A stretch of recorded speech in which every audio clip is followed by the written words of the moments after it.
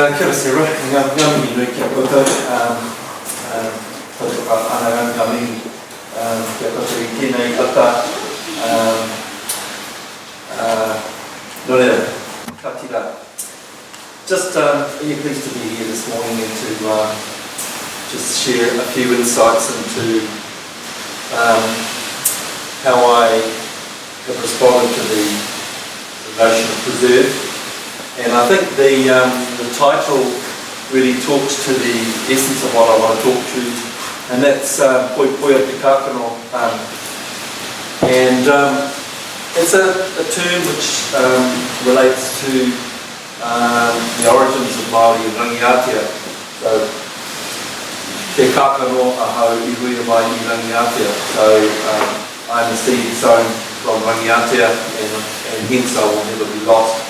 I think the notion of the seed is really important when you are in a constant state of adaptation as a culture, and it's a matter of, you continue to adapt, but how do you remain connected to the seed or to the essence of the particular art form or artifact that you're trying to preserve?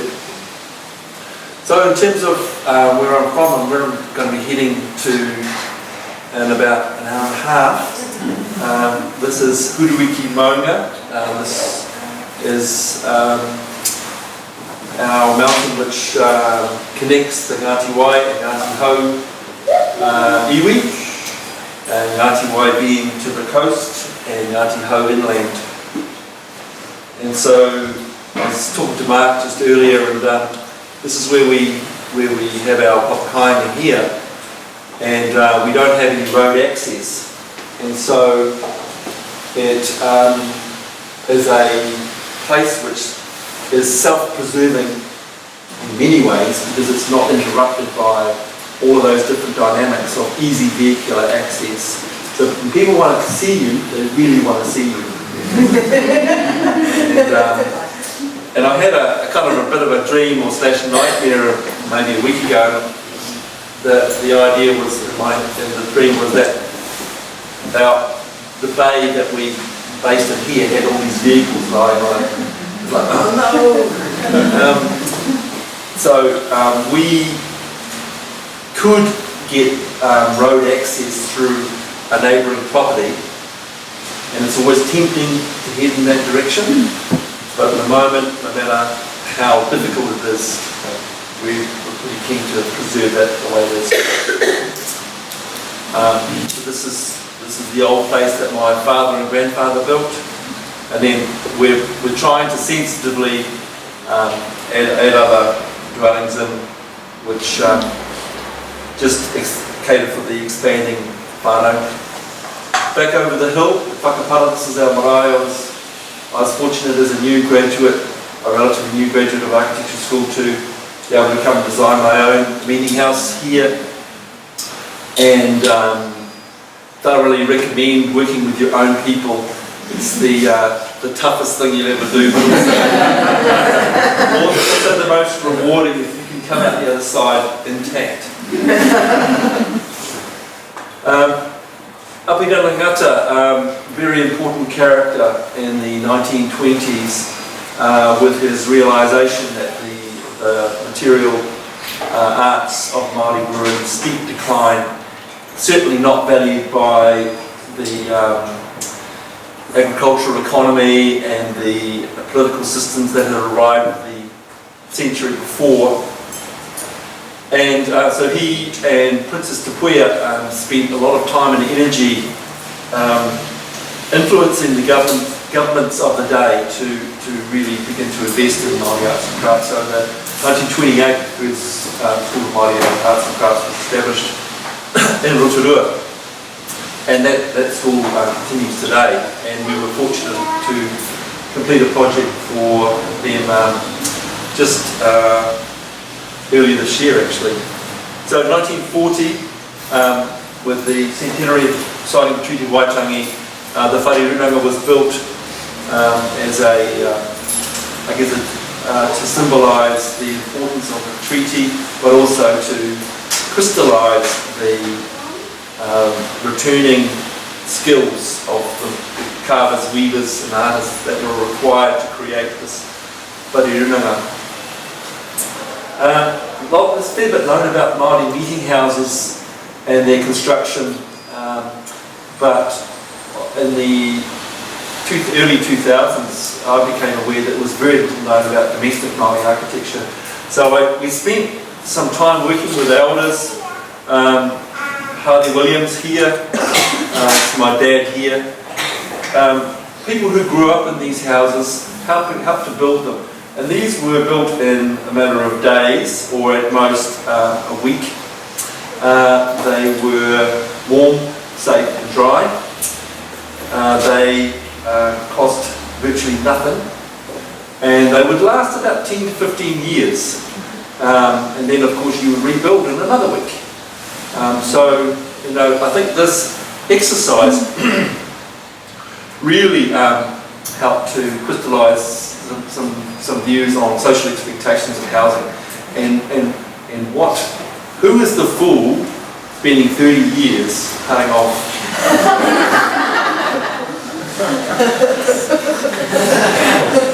So another one of these elders here, Taranaki Nuri, passed away now, but he was very knowledgeable from Tūhaurangi iwi, and came and spent time with us and taught us so much about Raupo.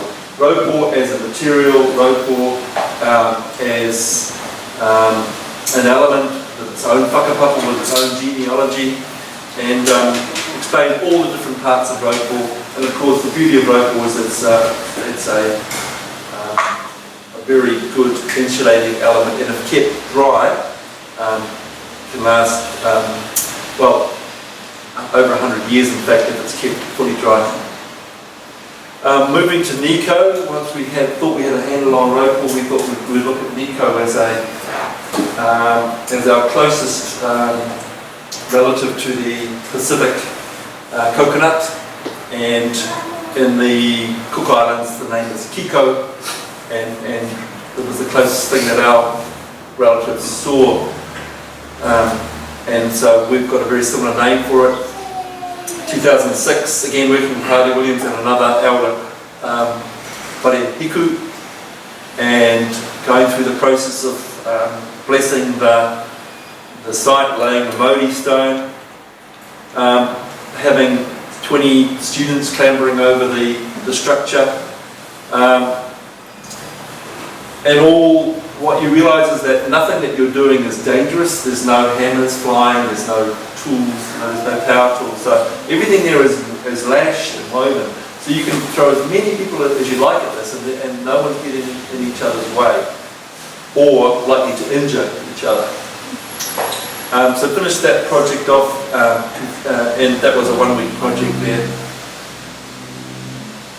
Came back to my own marae to complete the wharekai only a couple of years ago, and for us in the north, carving, even though in Kukurai we recorded that Northland had some of the most prolifically carved dwellings, with the influence of missionaries in the early 19th century. Ngāpuhi lost carving pretty early on. So our meeting houses, our wharehui are relatively plain, and of course it's now the ancestors themselves which adorn normally the back walls. And of course this is when you pass away, this is where Tūpapaku lies with all the ancestors behind. Our project with Lionel Grant completed 10 years ago now, so if people have not been able to go inside this house, it's a very special house, and best way to get inside it is to tack on to another group that is being welcomed there, and you'll always be welcomed. And most importantly, you will engage with the house in the way that you went to through a pōhiri or code process, as opposed to a backdoor entry to look at a pretty stunning piece of architecture. The cultural dimension of arriving and engaging is extremely important. This house spent 100 years overseas. This is Mātātua Wharenui. It was built around 1875. It was taken on to Sydney and Melbourne to the colonial exhibitions of the era, ended up in London and eventually in a basement of the Royal Albert Museum, discovered by Otago Museum personnel, brought to Otago in the 1930s, mangled, squeezed into a space, and finally came back to Ngāti-Awa in 1996. They took a tribunal case against the government. The government could not find a bill of sale. Certainly could not. Effectively, it was confiscated post the land wars in the 1860s. So this house sits outside again. It's in the rain. It's in the sun. A lot of people felt that such an artefact, you shouldn't allow that to sit outside in the rain. But for Ngāti-Awa, it needed to breathe. It needed to reconnect with its cultural landscape, and it really needed to sit proudly again in the midst of the iwi. Project we've been involved with for 5 years now, which has been a real labour of love on the Whanganui River. This whakatauki, I and the river and the river is me, has informed this restoration project. This is the Tira Hoiwaka, and my children, as a family, we go on the Tira Hoiwaka every couple of years. So this is for descendants of the Whanganui River, an annual pilgrimage, begins around 5th of January, ends around 2 weeks later, and you're paddling down the river and you're staying on the old marae and kāinga and living sites all the way down. And you're hearing the stories and reading the stories and reconnecting with the river and all the different events that have made up such a rich history. So the central part of the river, around Pipiriki, is the Pōti Kāinga, and this is some Burton Brothers photographs from the late 1880s. And again, in 1910, this is 1901, this is the house that we've restored. So after the 1904 floods, this house was moved around the corner here, maybe at 150 metres. And in 1910, this is the house in its new location, higher up on the floodplain. And this is the original pātaka that we've also been involved in restoring. The grandson of this person here is our main contact, it's Don Robinson. And so for 5 years we've been taking Unitec School of Architecture students down there to begin that process. This is how we found it in 2014. We did a documentary series on Māori architecture, and this is one of the places we visited. And even though I'd been on the river several times, I'd actually never been to this particular site. So after that doco, we stayed in touch and eventually agreed to work with Heritage New Zealand and the whānau to restore the house. It's unique insofar as the only full-size earth floor meeting house in the country.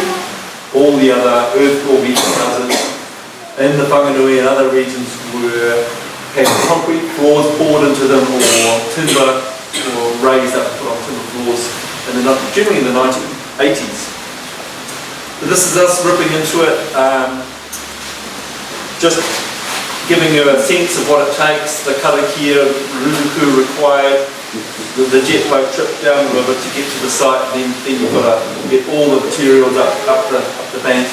So you need lots of fit students. And rope board, just again talking about what an amazing material this rope board is.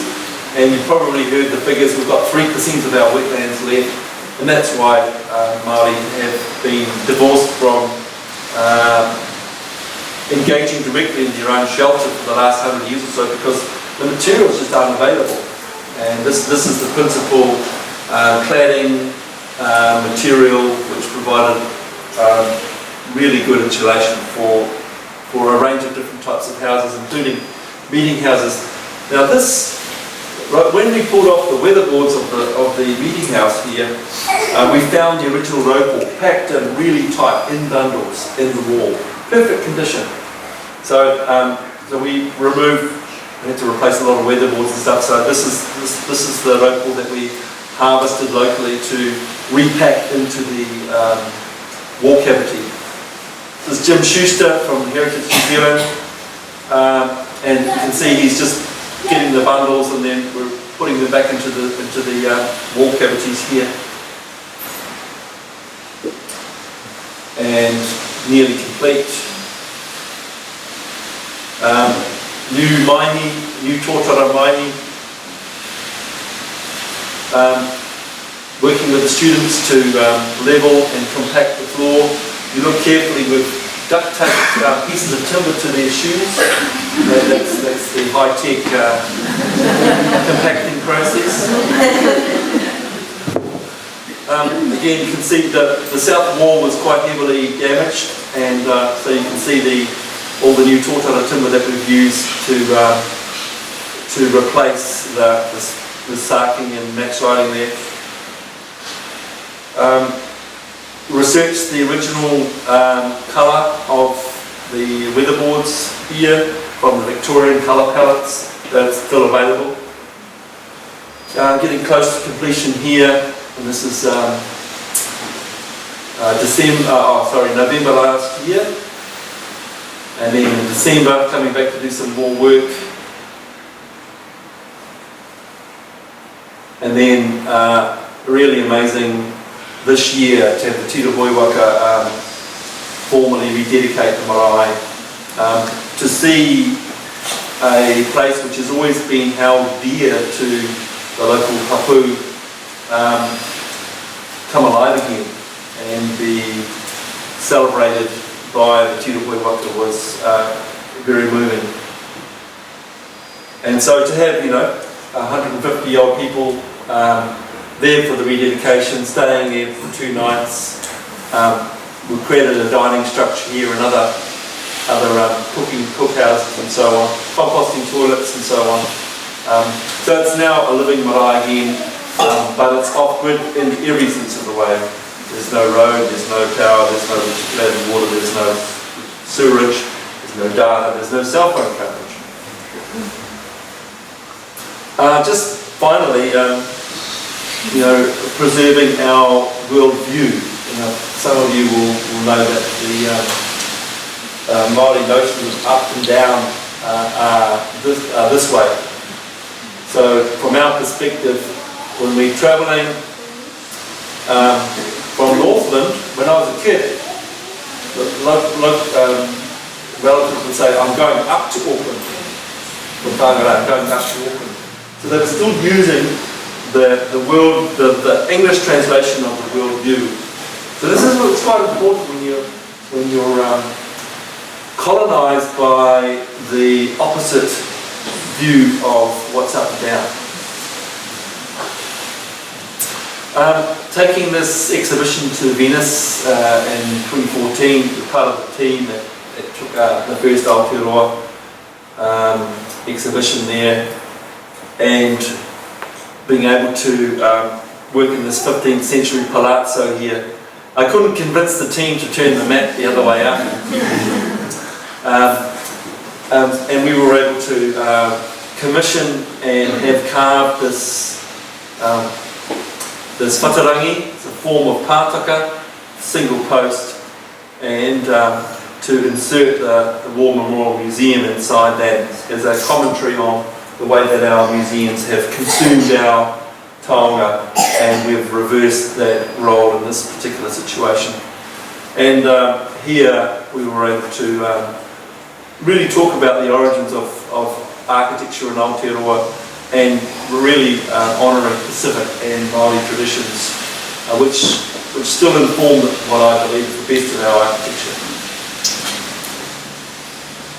Back to a waka image, in 2011, the world looked on as we used 11 wakataua to initiate the commencement of the Rugby World Cup. And beautiful night in Auckland. Unfortunately for the paddlers, they had nowhere to get change, nowhere to shower, and had to force their way through 200,000 people who crowded into Auckland at that time. And so, we value the spectacle, but we've got to value the kaihoi, we've got to value the whole culture of waka. So it's hoped that we may, in the next couple of years, begin to head in that direction, so that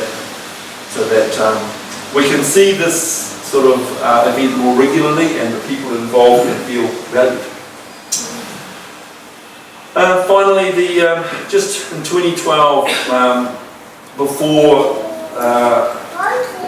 these two wakahaurua commenced their journey to Rapa Nui, Easter Island, to complete the modern Pacific Triangle navigation process.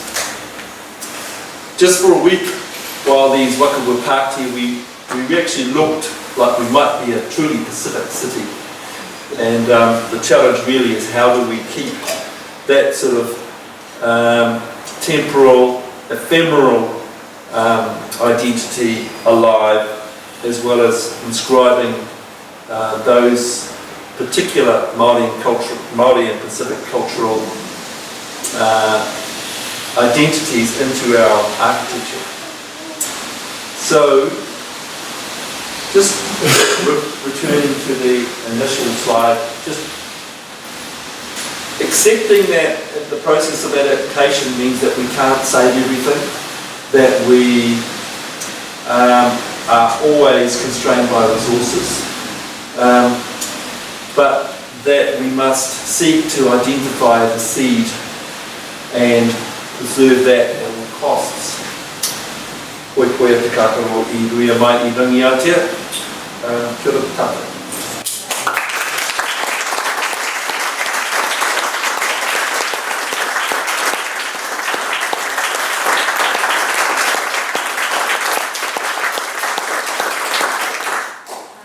Thank you very much. We've got 10 minutes before 9 o'clock.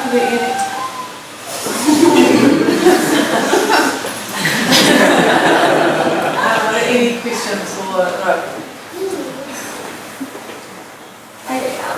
Amazing talk, really enjoyed it and learned a lot. I was just wondering, with some of those remote Mariah gatherings and different things and kind of being part of that project, is there any criteria to be a part of that? Like, do you have to come from somewhere, or is there like a particular group you have to be a part of or anything? Or? See, our students, our architecture students, of course, they come from all backgrounds, yeah.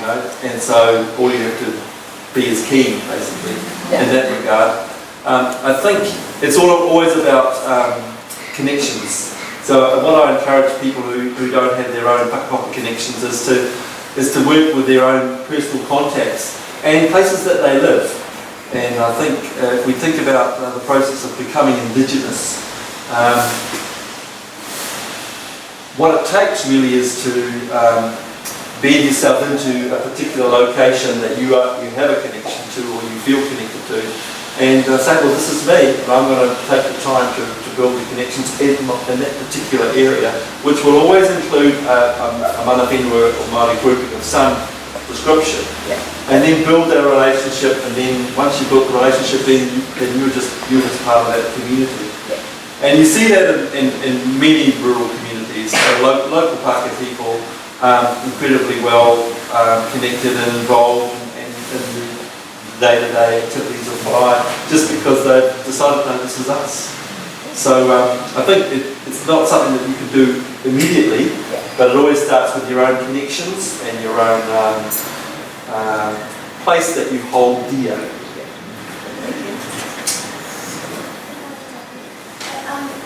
I noticed with your whānui, the mahi and the walls are curved. Is there a special significance behind that? Before the advent of sawn timber, we adzed all our major timbers. And because we were adzing, we didn't have to make things exactly straight. In fact, we normally did curve our rafters, and we curved the bases of our rafters so that they could notch into the top of our popo.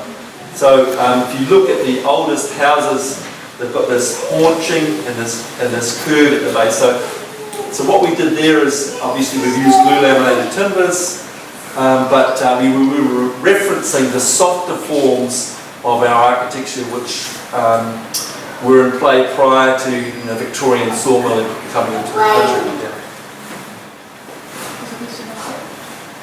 Oh yeah, I've got a question that you might be able to answer. I've always wondered about it and not known who to ask.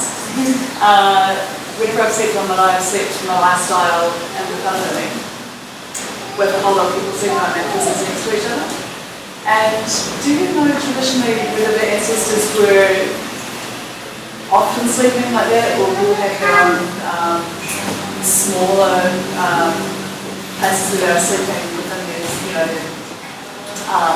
husband, wife, child kind of unit?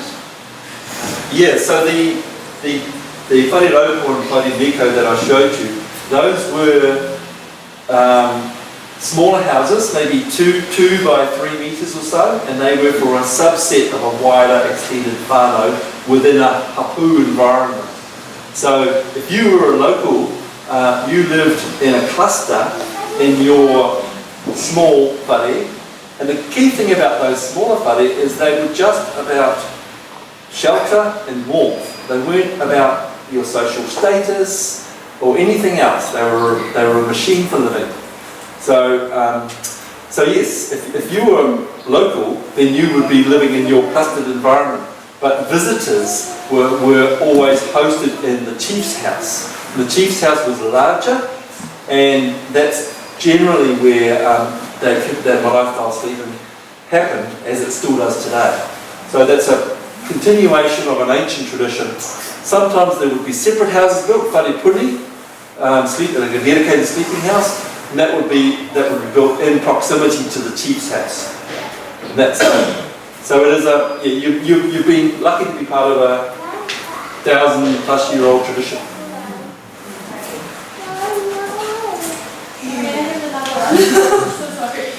It kind of goes back to the who can be involved with some of those kind of remote area marae. When you're coming onto that land to do the restoration, is there a similar kōhiri process or blessing in order to be able to do that work? Yeah. As a marae? Yeah. So there's karakia processes associated with doing physical works on a significant building. And those karakia are about making sure that everyone involved is cohered to the kaupapa and that the work will proceed well and safely. So yeah, so there's karakia at every step of the way. Every time we come back, there's karakia. Because this is a significant building, significant house. It's named after a celestial element, Kohanga Rehua. So yeah, those karakia are there to keep everyone safe. Any other questions? You feeling positive about the Māori tana sort of being able to stay alive? Yes. I think the reo is and will be an ongoing challenge. that's for all of us to help in the survival and flourishing of Te Reo Māori. But from a cultural perspective, I think if you look at the settlement processes, particularly in Ngaito and Tainu and other areas, you look at a mature post-settlement iwi, you look at what they're doing, you look at their relationships with local government, regional government, with conservation activities, with tourism. You can just see how far people can come in a 15, 20-year period with resources and relationships and mana. So I'm lucky to be involved in lots of really exciting architectural projects which daily reinforce to me the vitality of the culture. Yeah.